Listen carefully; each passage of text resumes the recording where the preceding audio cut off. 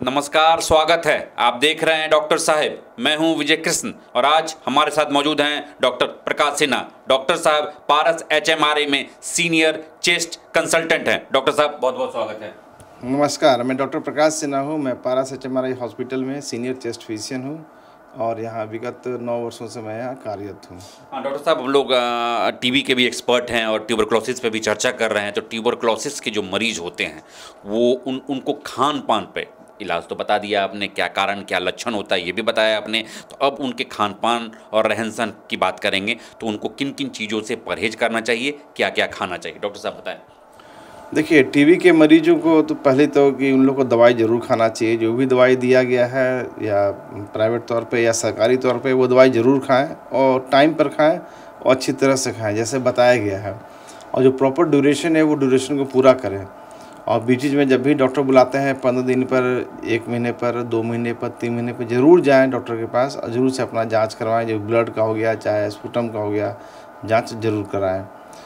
रही दूसरी बात, खाने में एक तो दवाई खाना ज़रूरी है, दूसरा कि खाना भी जो खाना बहुत ज़रूरी है। आपको हाई प्रोटीन डाइट लेना होता है क्योंकि टीबी ऐसा बीमारी है जो पूरे शरीर को तोड़ देता है। शरीर में पेशेंट में कमजोरी, वीकनेस जो डेवलप होता है, इसमें अच्छा होता है कि आप हाई प्रोटीन डाइट लें और वज़न इसमें बढ़ना चाहिए। टीबी पेशेंट यही हम लोग बोलते हैं कि अगर आप आ रहे हैं आज, तो 1 महीने बाद आप आएँ तो 2 से 3 किलो वज़न बढ़ना चाहिए आपको। हाई प्रोटीन डाइट में जितने भी हैं, फ़िश है, चिकन है, एग्स है और भी वेजिटेरियन डाइट्स है, उसका ज़रूर सेवन करें क्योंकि आपके शरीर को ये तो बैक्टीरिया कमज़ोर बनाता ही है। अगर आप नहीं खाए पिएंगे तो दवाई तो अकेला खाएंगे तो उससे आपको दवाई में खाने के बाद या वीकनेस आपका जो है वो परसिस्ट करते रहता है। तो खान पान का बहुत महत्वपूर्ण है। दूसरा क्या है कि जो हम लोगों ने किताब में भी लिखा है, हम लोग ने जो किया है अभी तक किया है, जो इतना 15-20 साल के कैरियर में जो मैं देख रहा हूँ, लगातार टीबी के पेशेंट्स करीब हफ्ता में 7-8 नए केसेस मिलते हैं मुझे और महीना में वही आप जोड़ लीजिए तो कम से कम 20 से 25 केस ज़रूर मिलते हैं। केसेस मुझे नए केसेस मिलते हैं। यंग जनरेशन ज़्यादा इन्वॉल्व हो रहे हैं इसमें। नए जो बच्चे होते हैं स्कूल कॉलेज से निकले और गुपचुप खा लिए जाके। खाने से मना नहीं करते हैं हम, खाइए, आप ज़रूर खाइए, अच्छे जगह पे खाइए क्योंकि वहाँ पे क्या होता है कि हम जितने लोग खा रहे हैं, एक तो जो बेच रहा है, जो खिला रहा है, उसे पता नहीं क्या बीमारी है, ये मुझे ना पता है ना आपको पता है, वो भी खांसता है। जो लोग वहाँ आसपास खाते रहते हैं उनमें किसी को क्या बीमारी है हम लोग को नहीं पता रहता है, तो उसके द्वारा बीमारी बहुत कॉमनली स्प्रेड होता है। जो मुख्य कारण है स्प्रेड का वो मैं बता रहा हूँ आपको। सैलून में अगर आप जाते हैं तो जो नाई जो बाल काटता है तो वो लोग भी देखते हैं कि बहुत क्लोज कॉन्टैक्ट में होता है आपके, तो वो भी खांसता है, तो हो सकता है उन्हें टीबी हो।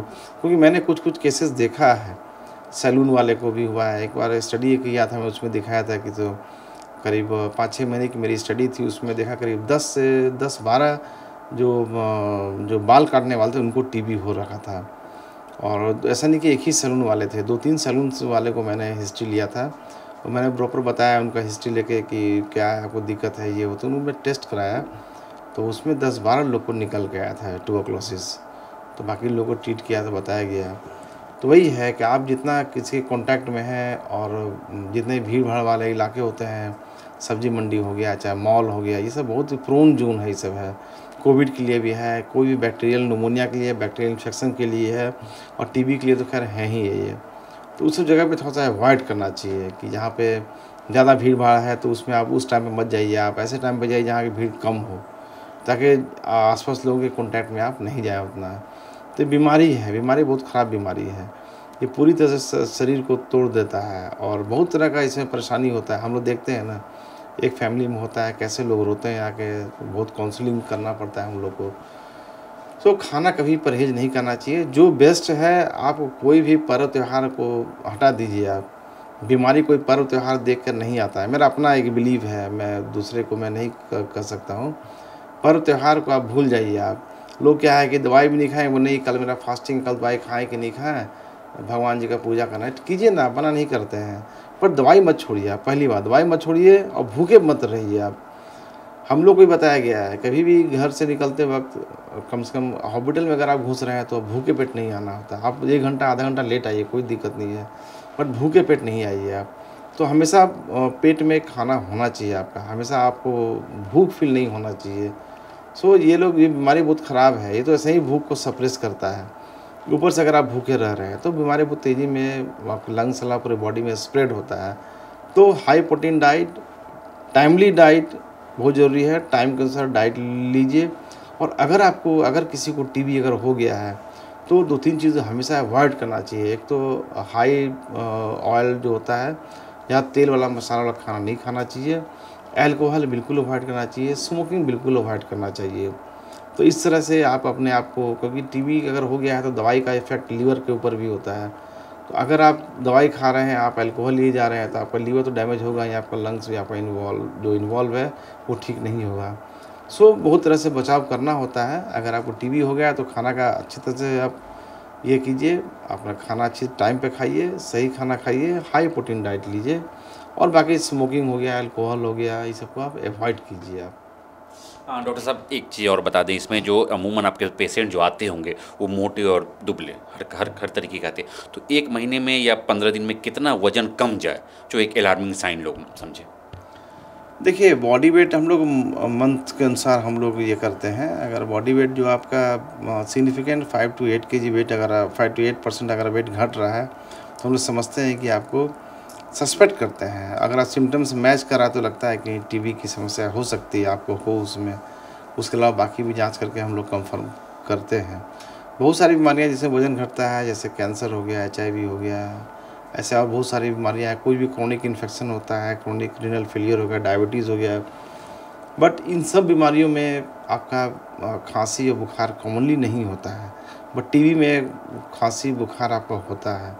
तो उससे हम लोग निकालते हैं कि आपको बीमारी कौन सा है और किस हिसाब से आपका वज़न घट रहा है तो किस हिसाब से आपको क्या बीमारी हो सकती है, फिर हम लोग इन्फॉर्म करते हैं। डॉक्टर साहब ये भी बताएं, आपके पास स्वस्थ मतलब बीमार जो सिंपल बीमार हैं और दूसरे कुछ क्रोनिक डिजीज़ वाले जैसे बीपी वाले, शुगर वाले को भी ये पकड़ता है, तो दोनों का ट्रीटमेंट और खान पान थोड़ा सा अलग होता होगा, क्योंकि शुगर वाले को ये कुछ नहीं खाना है, बीपी वाले को कुछ और नहीं खाना है, और जनरल वाले तो है ही मना।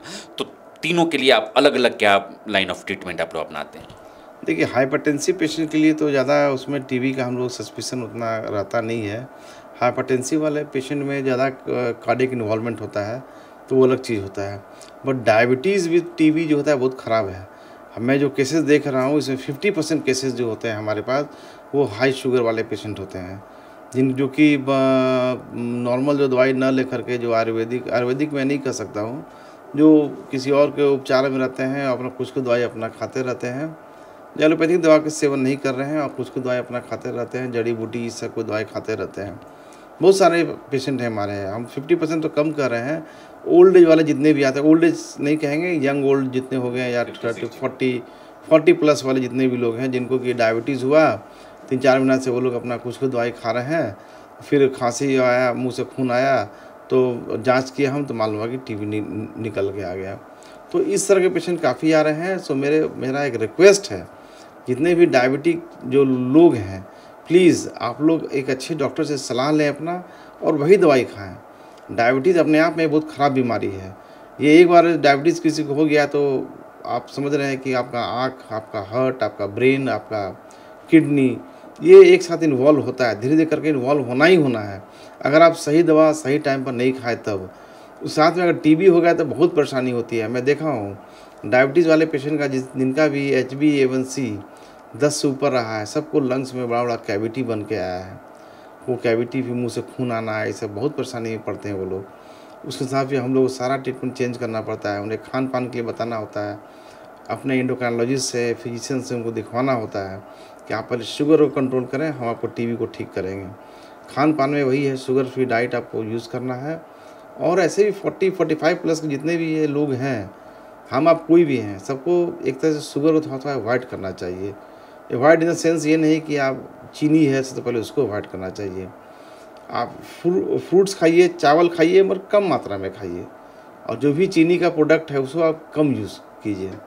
डायबिटीज़ कभी भी प्रिसिपिटेट कर सकता है, और एक बार डायबिटीज़ प्रिसिपिटेट कर गया, आपने केयर नहीं किया, आपने इलाज नहीं किया, आपने परहेज़ नहीं किया, तो टीबी आपको किसी भी समय पर आपको ट्यूबरकुलोसिस का आप शिकार हो सकते हैं।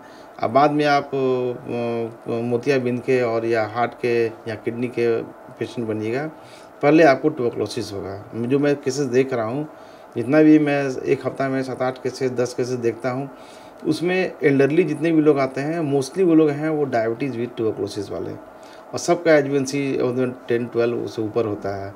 मेरा उसमें कुछ एक रिसर्च चल भी रहा है जिसे मैं जल्दी मैं पब्लिश करूँगा मैं। तो डॉक्टर साहब बता रहे थे जो टीबी जिसको हो जाए उनमें क्या परहेज़ करना है, खान पान पे क्या कर परहेज़ करना है, क्या क्या लेना है, क्या क्या नहीं लेना है। इन्होंने एक अलार्मिंग चीज़ बताया है, बहुत ही इंपॉर्टेंट चीज़ पे ये रिसर्च कर रहे हैं।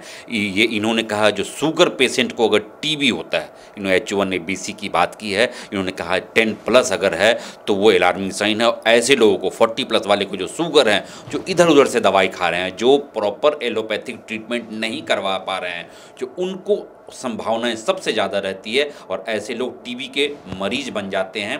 और वो टीबी पकड़ता हो तो बहुत दिनों तक उसे पछाड़ता है, जल्दी छूटता नहीं है। तो आप समझ लीजिए अगर आपके पास शुगर है तो अपने आप को पहले शुगर कंट्रोल में करें, अपने नज़दीकी डॉक्टर से शुगर पहले कंट्रोल करें और अपने चेस्ट को बचाएं, अपने किडनी को बचाएं और अपने आँख को बचाएं, और साथ साथ टीबी तो होने ही ना दें।